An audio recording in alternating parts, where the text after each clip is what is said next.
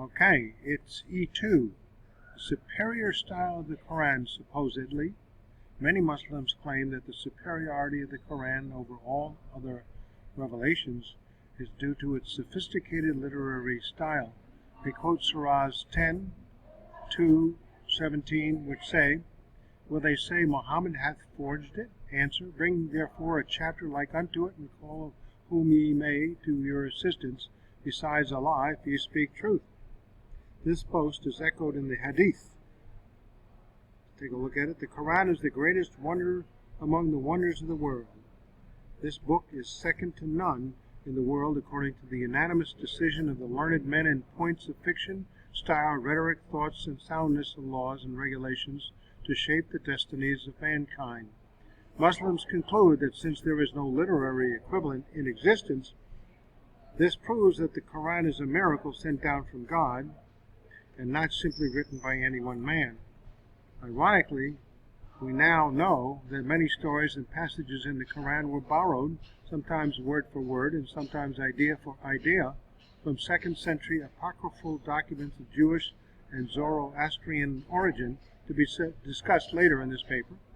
To support this elevated belief in this scripture, many Muslim Quranic translators have an inclination to clothe their translations in a style that is rather archaic and wordy, so that the average person must run to the dictionary to inquire their meanings. Yet these translations were not conceived hundreds of years ago. This is merely a ploy by the translators to give the text an appearance of dignity and age, which they hope will in turn inspire trustworthiness. In response, we must begin by asking whether the Qur'an can be considered a miracle written by one man, when we know from Muslim tradition that the Qur'an which we have today was not written by Muhammad but was collated and then copied by a group of men who, 14 to 20 years after the fact, took what they found from the memory of others, as well as verses which have been written on bones, leaves, stones, and then burned all evidence of any copies. Where is the miracle in that? More current research is now eradicating even this history. According to the latest data, the Qur'an was not a document which was given to Muhammad. Much of what is included in the Qur'an were additions which slowly evolved over a period of 150 to 200 years until they were made a canon sometime in the 8th or 9th century. If this is true, and it looks to be the best theory which we have to date, then the authority for the Qur'an as a miracle sent down from heaven is indeed very slim.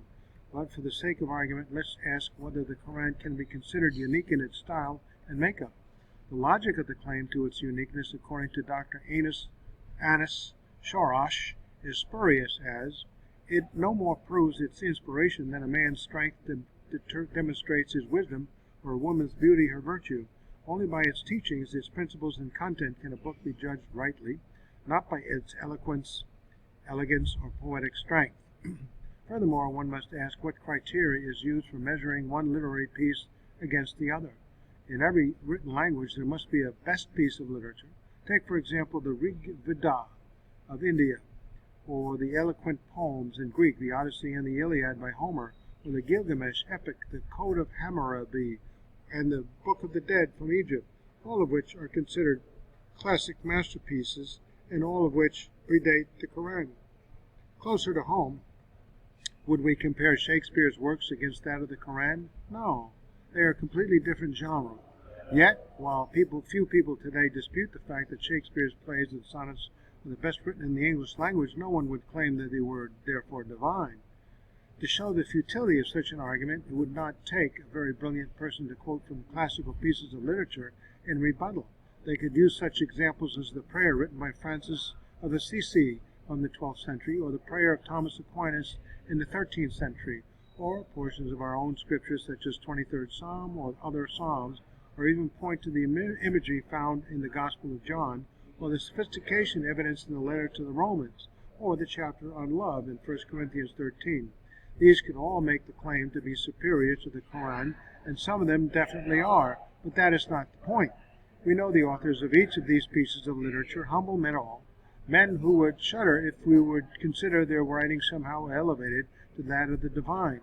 To make this distinction more clear, compare, for example, these points. You can read them here.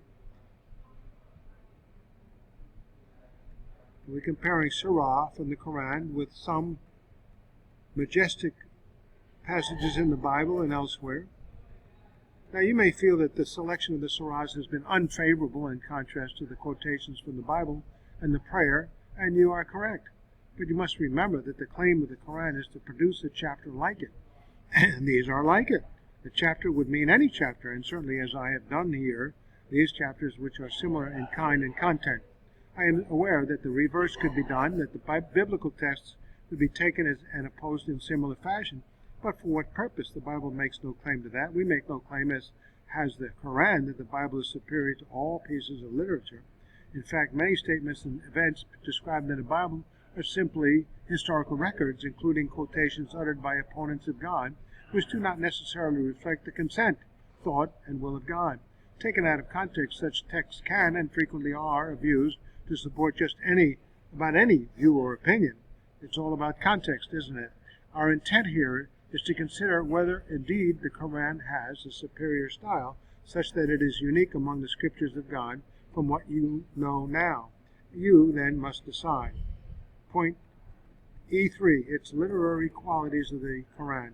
But what about the Qur'an's supposed literary qualities?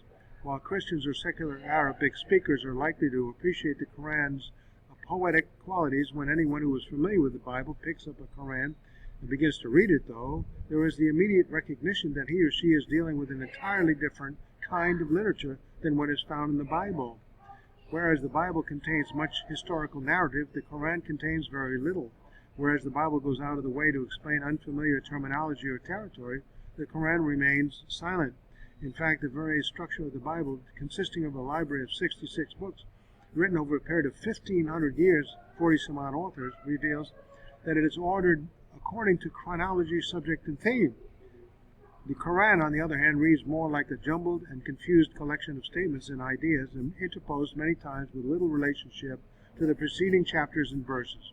Many scholars admit that it is so haphazard in its makeup that it requires the utmost sense of duty for anyone to plow through it. The German secular scholar Salomon Reinach, in his harsh analysis, states that, from the literary point of view, the Qur'an has little merit. Declamation, repetition, puerility, immaturity, a lack of logic and coherence strike the unprepared reader at every turn. It is humiliating to the human intellect to think that this mediocre literature has been the subject of innumerable commentaries and that millions of men are still wasting time in absorbing it, now over a billion. McClintock and Strong's Encyclopedia conclude that the matter of the Qur'an is exceedingly incoherent and sententious, the book evidently being without any logical order of thought, either as a whole or in its parts. This agrees with the desultory and incidental manner in which it is said to have been delivered. Even the Muslim scholar Dashti laments the literary defects of the Qur'an, saying, "Unfortunately, the Qur'an was badly edited and its contents are very obtusely arranged." He concludes that all students of the Qur'an wonder why the editors did not use the natural and logical method of ordering by date of revelation, as in Ali ibn Talib's lost copy of the text. When reading a Qur'an, you will discover that the 114 suras not only have odd names for titles such as cow, the spoils, the bee, or the cave, but the layout is not at all in a chronological order. Size or length had more to do with the sequence of the suras than any other factor, starting with the longer suras and ending with the shortest. Even within the suras we find a mixed chronology. At times there is a mixture of Meccan or Medin revelations within the same surah, so that even size is not an infallible guide in dating them. Another problem is that of repetition. The Qur'an was intended to be memorized by those who were illiterate and not educated, since they could not read it. It therefore engages in the principle of endless repetition of the same material over and over again. This all leads to a good bit of confusion for the novice reader and gives rise to much suspicion concerning its vaunted literary qualities. In contrast to the Bible, which was written over several hundred years by a variety of authors and flows easily, 1,500 years actually, and flows easily from the creation of the world right through to the prophecies concerning the end of the universe, the Qur'an, supposedly written by just one man, Muhammad, during a span of a mere 20 years, seems to go nowhere and say little outside of the personal and political affairs of himself and his companions at one particular time in history. With no logical connection from one surah to the next, one is left with a feeling of incompleteness, waiting for the story to give some meaning. Is it no wonder that many find it difficult to take seriously the claim by the Hadith that the Qur'an is a book second to none in the world, worthy of divine inspiration?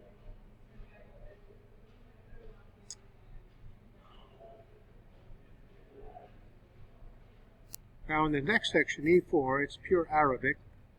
Muslims believe that the Arabic language is the language of Allah. They also believe that the Qur'an, because it is perfect, is the exact representation of Allah's words. For that reason, only the Arabic Qur'an can be considered as authoritative. It therefore follows that those who do not know Arabic are still required to read and memorize the Qur'an in the Arabic language, as translations can never replace the language of Allah. Yet, is the Qur'an the Arabic document which Muslims claim it to be? The answer is unequivocally no. There are many foreign words or phrases which are employed in the Qur'an, some of which have no Arabic equivalent and others which do. Author Jeffrey, in his book Foreign Vocabulary of the Qur'an, has gathered some 300 pages dealing with the foreign words in the Qur'an, many of which must have been used in the pre-Quranic Arabic, but quite a number also which must have been used a little or not at all before they were included in the Qur'an. One must wonder why these words were borrowed, as it puts doubts on whether Allah's language is sufficient enough to explain and reveal all that Allah had intended. Some of the foreign words include Pharaoh, an Egyptian word which means king or potentate, which is repeated in the Qur'an 84 times. Adam and Eden, Akkadian words which are repeated 24 times. A more correct term for Adam in Arabic would be Basharan or Insan, meaning mankind. Eden would be the word Jahannah in Arabic, which means garden. Abraham, sometimes recorded as Ibrahim, comes from the Assyrian language. The correct Arabic word equivalent would be Abu Rahim. Persian words, Harut and Marut, are Persian names for angels. Sirat, meaning the path, has the Arabic equivalent Al-Tariq. Hur, meaning disciple, has the Arabic equivalent Tilmith. Jinn, meaning good or evil demons, has the Arabic equivalent Wu. Firdaus, meaning the highest or seventh heaven, has the Arabic equivalent Jannah. Syriac words, Tabut, Taguth, Zakat, Malakut, are all Syriac words which have been borrowed and included in the Arabic Qur'an. Hebrew words, Heber, Sakinah, Mahun, Taurat, Jahanin, Jafan, are all Hebrew words which have been borrowed and included in the Arabic Qur'an as well. Greek words, Injil, which means gospel, was borrowed, yet it has the Arabic equivalent. Bishara, Iblis, is not Arabic, but a corruption of the Greek word diablos. Injil, and more phonetically in English, Injil, is properly spelled in Greek as evangeling, from which we have in English the more rare form evangel, or meaning good news, or evangelical, archaic good spell, or gospel, and the transliteration Injil or Injil is basically a little distorted spelling from the original Greek word. Christian Aramaic, Oejima, is the Aramaic word for resurrection. Christian Ethiopic, Malak 2:33 is the Ethiopic word for angel. So there we have that.